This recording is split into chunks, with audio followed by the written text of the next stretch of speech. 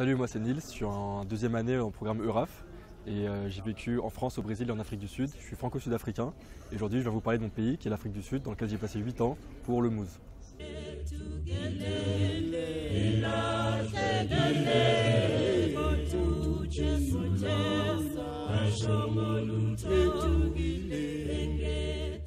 Clairement, entre tous les pays dans lesquels j'ai vécu, l'Afrique du Sud c'est très clairement mon préféré.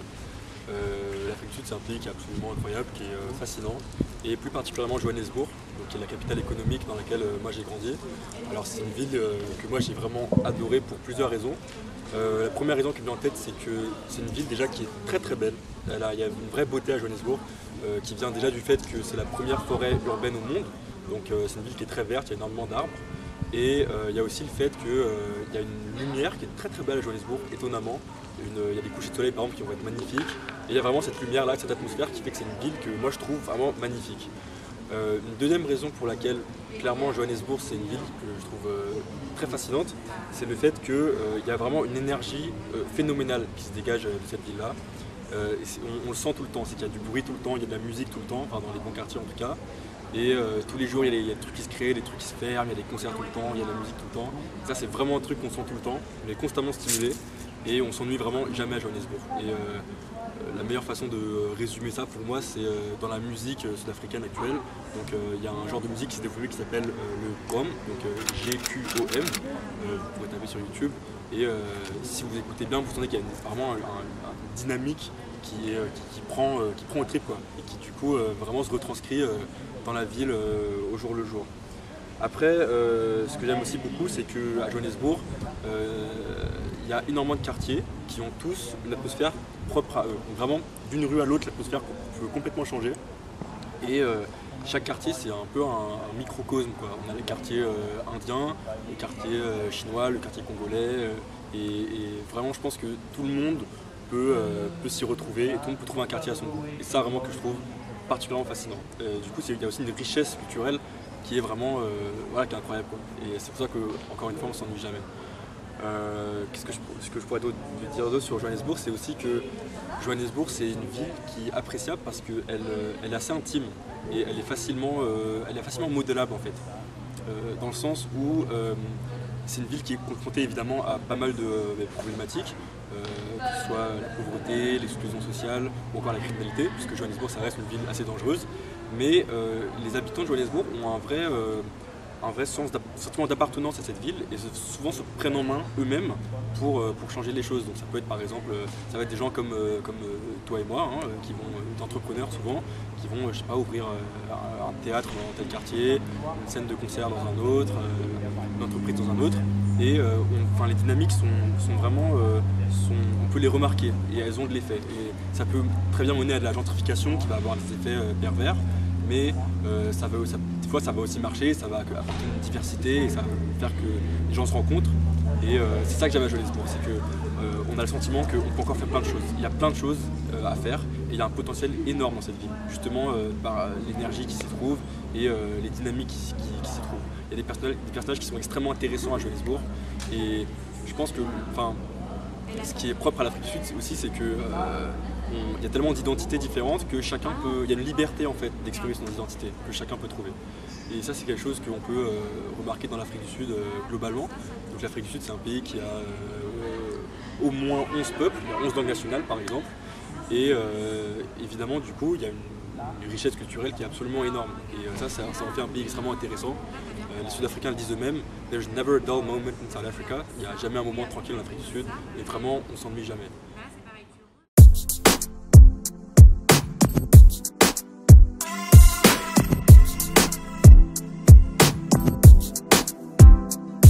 Yeah, jiggy jiggy, heavy heavy. All the girls love me, oh like money. Call me jiggy jiggy, heavy heavy. All eyes on me. Machiavelli, girl you got me speeding, yeah yeah. Doing 240 on Lecky Ekpe. With the top down, no do gra.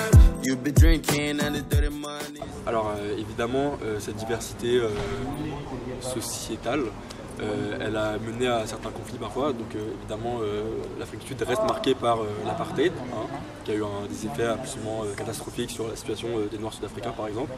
Mais encore une fois, le fait que justement cette situation-là fait qu'il y a énormément de gens qui se prennent en main. Et voilà, il y a des dynamiques qui se mettent en œuvre pour arranger ça. Et ce qui est aussi bien en Afrique du Sud, du coup, c'est qu'il y a cette marge de manœuvre là. C'est que c'est un pays en reconstruction en fait, l'Afrique du Sud. Et donc, qui dit pays en reconstruction, dit énormément de choses à faire. C'est pas un pays fini, c'est pas un vieux pays. C'est un pays qui est jeune et qui a énormément d'avenir. Moi, je suis persuadé que l'Afrique du Sud va très bientôt s'exporter. Et ça a commencé notamment avec le film Black Panther. La tracklist, elle est à 50% sud-africaine, quoi. Donc voilà. Après, bon, à Johannesburg, plus que dans les autres villes sud-africaines, c'est vrai qu'en se sentant, en étant d'une couleur de peau ou d'une autre, on peut ressentir les choses différemment, évidemment. Et c'est pour ça que, bon, à Johannesburg, mais c'est pas le cas partout, hein, pour bien profiter de la ville, il faut quand même parfois avoir un certain courage, parce que c'est des fois dans les atmosphères les plus bizarres et les plus malsaines, et dans les quartiers qu'on va qualifier de plus pourris, qu'on va trouver justement cette atmosphère et cette ambiance qui fait la spécificité justement de cette ville-là.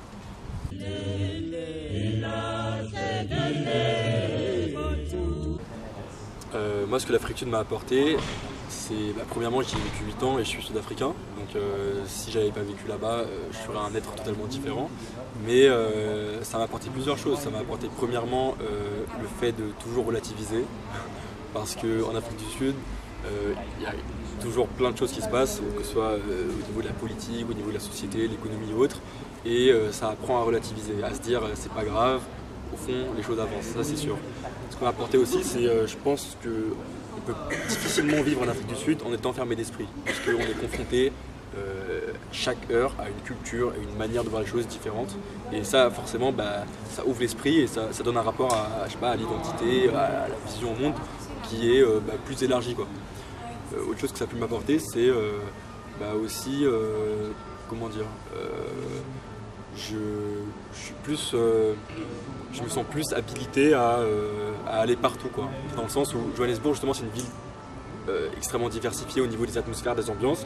Et quand on a un peu traversé Johannesburg de fond en comble, c'est plus facile après pour traverser Paris de fond en comble, je sais pas, le Brésil de fond en comble, quoi, parce que ça forge en fait une capacité d'adaptation qui est très pratique au jour le jour. Et pour finir, l'Afrique du Sud, ça m'a apporté aussi l'amour de mon pays, parce que c'est un pays qui clairement est passionnant, dont je suis tombé amoureux, et dans lequel je vais revenir plus tard, et ça c'est sûr et certain.